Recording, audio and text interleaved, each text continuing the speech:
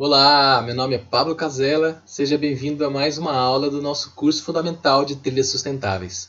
Conforme vocês já devem saber, o percurso desse curso foi dividido em sessões, a saber, sessão Introdução, sessão Anatomia, Trilhas Sustentáveis, Classes, Planejamento e Manutenção. Nessa altura do curso, a gente já viu todas as aulas da sessão Introdução, todas as aulas da sessão Anatomia, e nesse momento estamos em uma das aulas da sessão Trilhas Sustentáveis, que foi subdividida em 3 aulas. Já foi a primeira delas, a aula 8, que apresentou o conceito das trilhas sustentáveis e a primeira parte dos princípios essenciais das trilhas sustentáveis. Agora estamos na aula 9, que é a segunda parte dos princípios essenciais. E ainda teremos a aula 10, que é a terceira e última parte dos princípios essenciais. A aula 8 apresentou 4 dos princípios essenciais. Portanto, hoje retomamos a partir do 5º princípio essencial, que diz: uma trilha sustentável vence desníveis com uma diagonal suave, nunca morro abaixo, ou poderia ser dito também morro acima.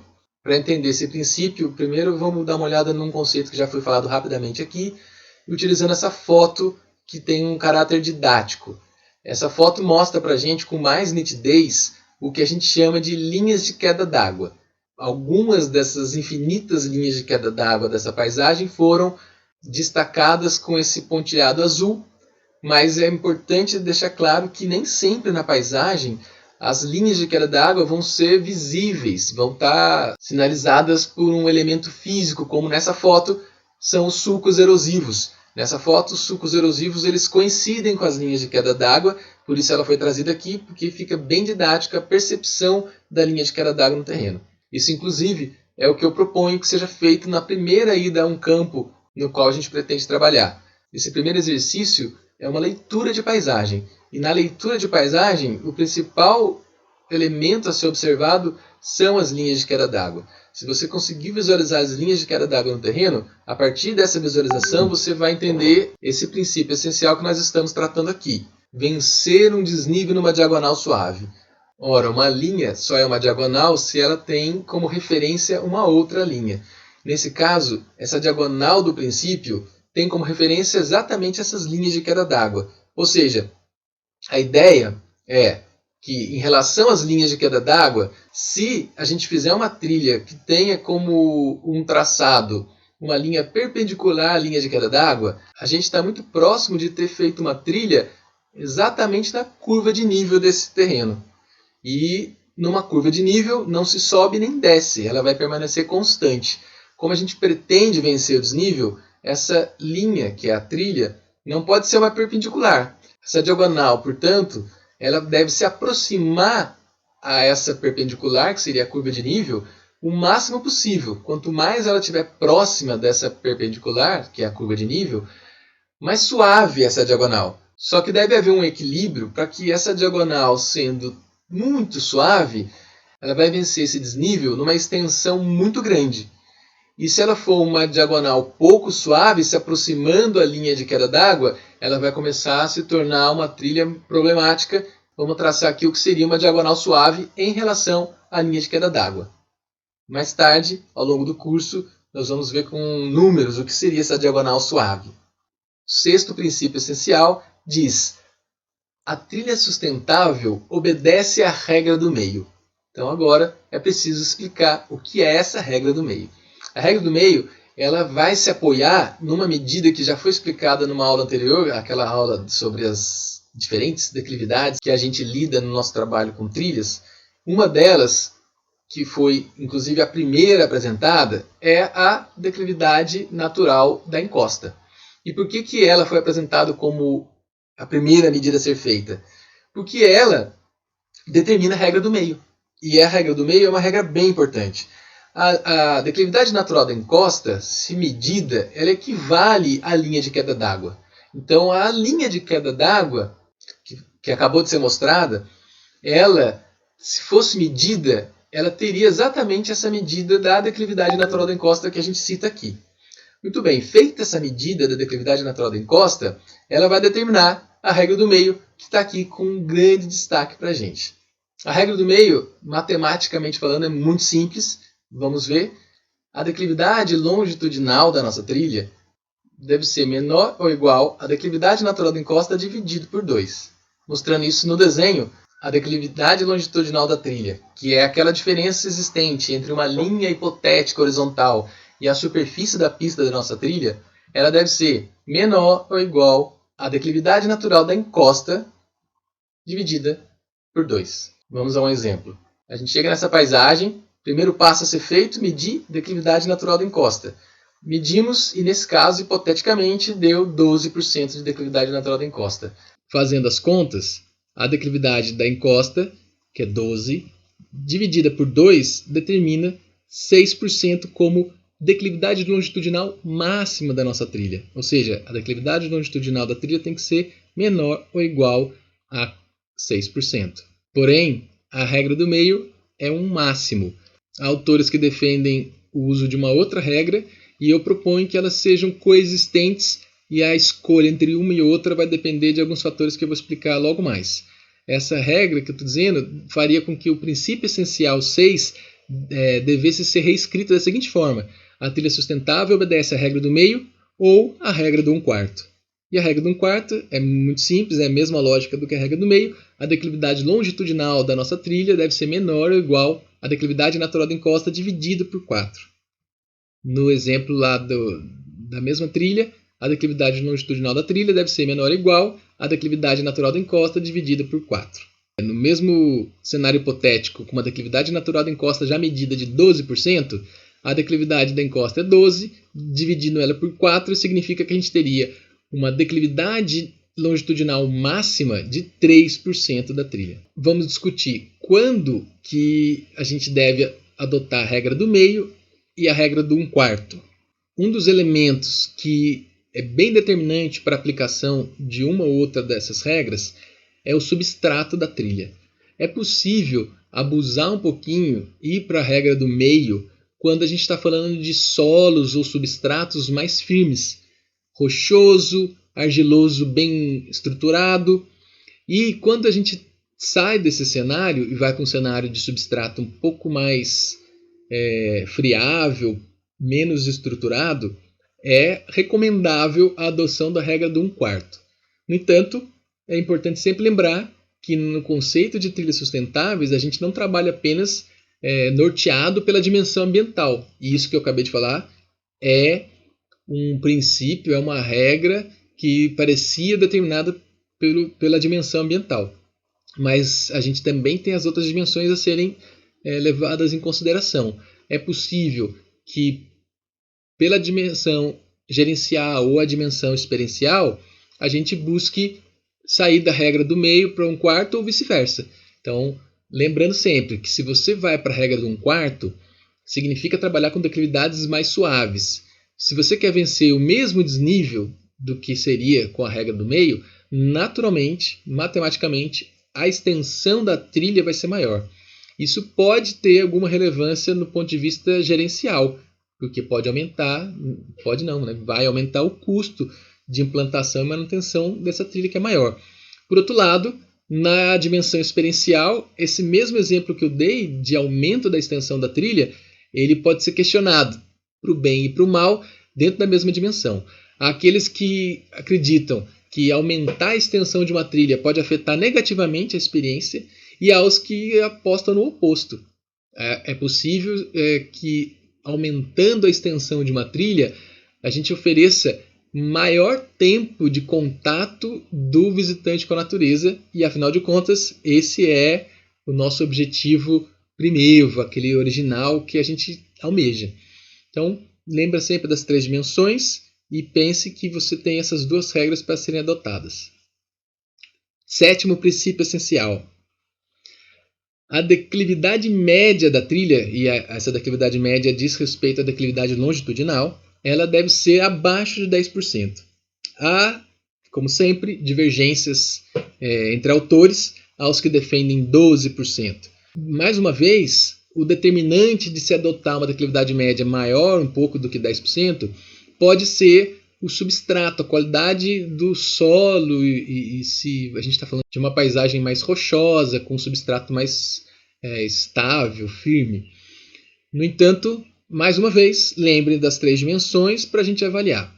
A declividade média em 10% é uma declividade bem coringa. Ela consegue encaixar bem em muitos cenários. Então, eu adoto ela como uma das regras, e vocês vão ver mais tarde que tem outro princípio que fala de quando a gente pode abusar um pouquinho a mais do que isso. Vamos então agora num duro exercício que me tomou muitas semanas de reflexões para racionalizar o que parecia intuitivo, explicar a declividade média. Agora, num mapa com curva de nível, a gente, mais uma vez, exemplos hipotéticos, embora eu usei as referências desse mapa, né? Esse mapa traz curvas de nível, ele mostra para a gente ali nas linhas mestras a declividade, a cota de altitude dessas linhas. Então, deu para chegar nas linhas de 5.760 metros com 5.660 metros. Portanto, a gente está falando de um desnível, imaginando que, hipoteticamente, esses 2 triângulos amarelos representam o início e fim da trilha. O ponto A para o ponto B. O desnível entre os dois, portanto, deu de 100 metros.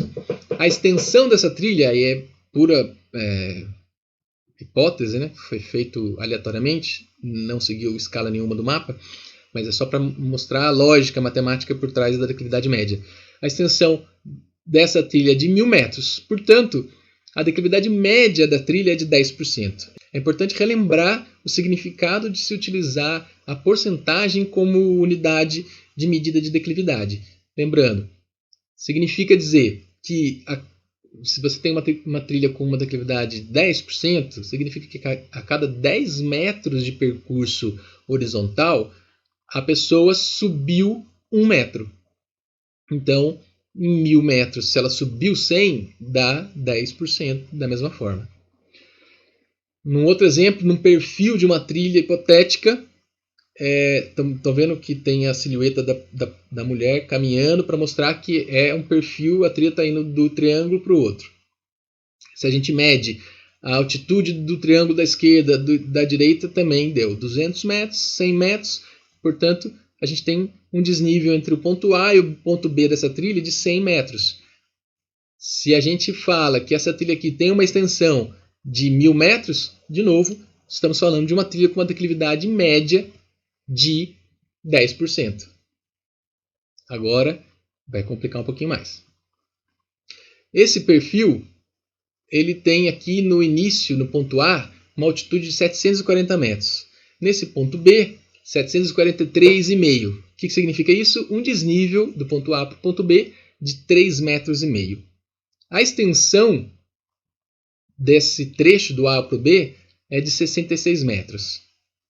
Agora, Pitágoras nos ajude. Essa extensão horizontal, ela não é horizontal. Ela, na verdade, é um percurso quase numa hipotenusa. Imaginando que você saiu de um ponto mais baixo, vai chegar no ponto mais alto, a gente tem aí um triângulo retângulo, né, formado muito imaginariamente.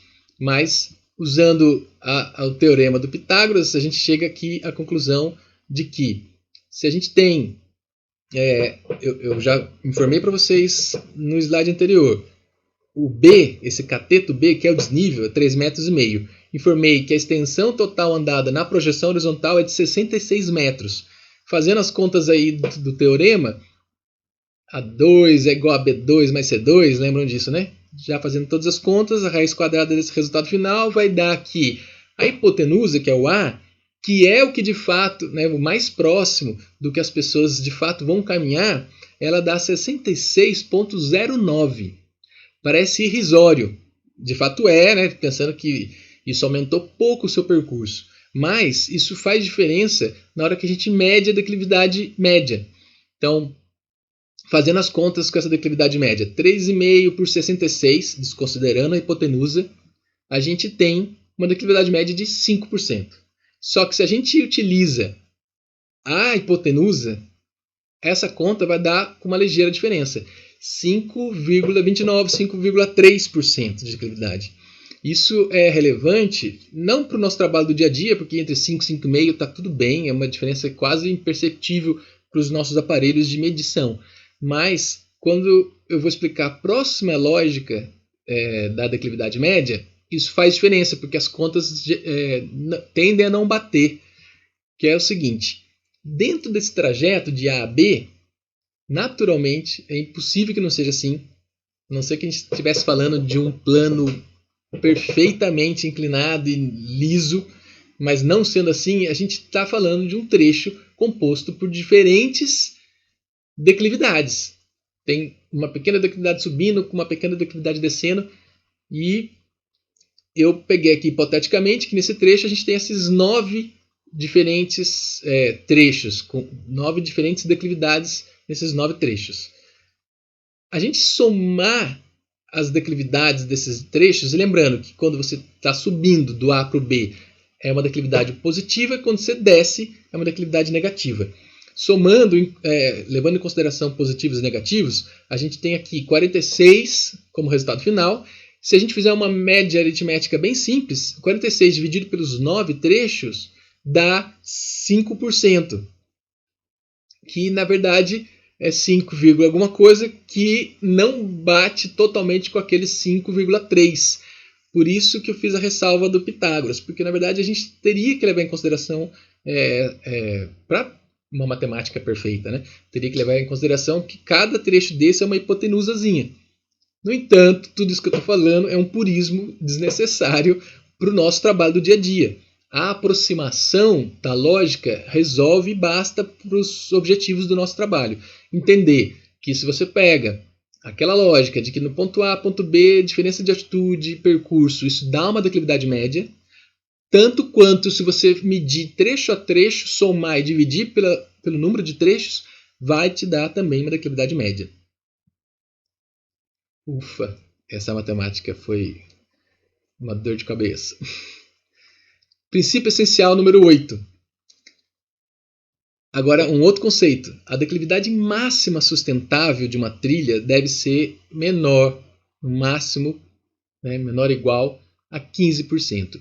Esse é o princípio que eu comentei há pouco, que dá uma margenzinha para você sair da declividade média máxima de 10%. No entanto, quando a gente usa parâmetros e tabelas, existe lá mecanismos para impedir que a gente abuse dessa declividade máxima sustentável. Então, quanto que a declividade máxima sustentável é permitida?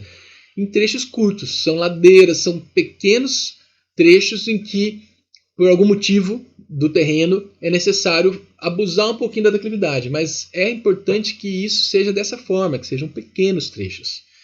A declividade máxima sustentável também varia em relação ao tipo de solo.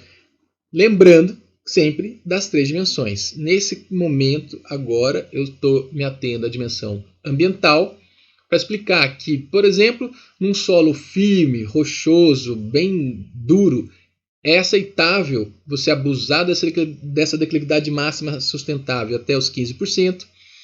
Um solo intermediário, que é um argiloso, argilo-arenoso, a máxima sustentável deveria ser de 10%.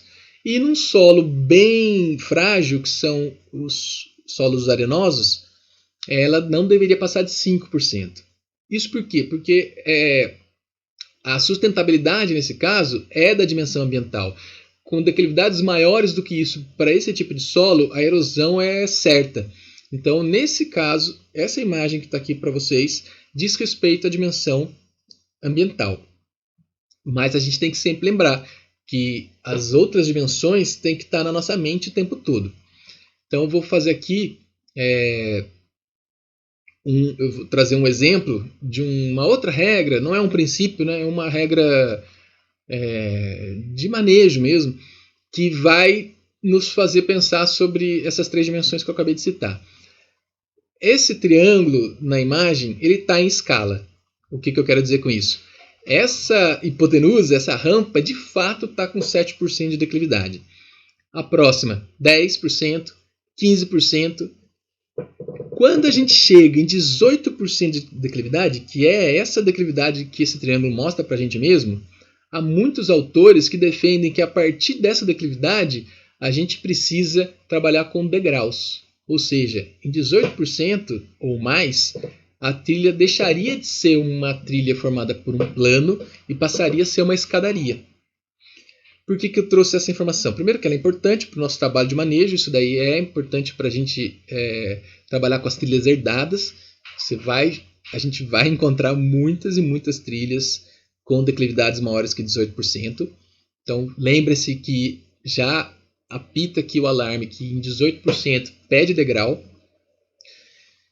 E, no entanto, vejam que os 15% da declividade máxima sustentável ele está ali próximo desse limiar dos 18%, acima do qual, se a gente precisa colocar degraus, a gente pode atrapalhar, interferir negativamente na dimensão experiencial, que é oferecer para o visitante um passeio, uma experiência num ambiente que deveria ser natural, e quando você coloca degraus, você pode interferir nessa experiência, ela deixa de ser totalmente natural.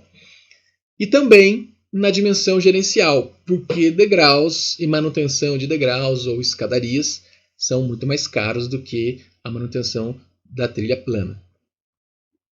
Então vamos relembrar aqui. Mediu declividade natural da encosta. Nesse exemplo aqui, essa declividade deu 64%. Fazendo agora um exercício da regra de 1/4. Se a gente sabe que a declividade tem 64, dividido isso por 4, a gente chega a uma declividade máxima de 16%. Tá certo? Não totalmente, porque nesse caso passou da declividade máxima sustentável de 15%. Portanto, é importante ponderar numa balança o que está determinando a regra do meio ou a regra do 1/4 e o que determina a declividade máxima sustentável. Vai vigorar aquela medida mais restritiva. Então, se a regra do meio ou a regra do 1/4 estava permitindo para a gente usar uma declividade longitudinal de 16% naquele trecho, a máxima sustentável não permite isso. Mais uma informação importante é também possível descobrir qual seria a declividade máxima sustentável de uma certa região, de um certo trecho de trilha ou de uma paisagem. Mas para isso precisa ter algumas condições ideais. Claro que fazendo pesquisa você conseguiria, fazendo análise de solo, mas de uma forma mais empírica, mais prática, a gente também conseguiria essa medida da seguinte forma. Vamos fazer uma trilha, vamos abrir uma trilha nova, ou estamos trabalhando com uma trilha que já existe, a gente visita ou um trecho dessa trilha com uma paisagem, com um tipo de solo, com um tipo de terreno próximo, parecido com a que você vai trabalhar, ou se é uma trilha nova, visite uma trilha vizinha, uma trilha de uma região mais perto possível que tenha as mesmas características. Nessa trilha que você vai visitar, vamos lá com o clinômetro e vamos visualizar alguns problemas. Viu algum problema na trilha? Geralmente erosão, marcas de água na trilha. A gente pode medir e descobrir qual é ali a declividade que deu problema. Quando você achou essa declividade que deu problema, você faz um desconto. Tem quem defenda 2%, 3% de desconto. Então, você chegou lá num certo lugar, viu que a 18% está dando problema, faz seu desconto ali de 3%, chegou nos 15%. Pode ser que você chegue numa trilha e descubra que já com 14% lá está dando problema. Você vai fazer um desconto e vai descobrir que você precisava trabalhar com uma máxima sustentável de 11%. Então é isso. O terreno também pode informar para a gente qual é a máxima sustentável. E dessa forma, finalizamos a nossa 9ª aula do curso. Espero que vocês tenham gostado. Até a próxima!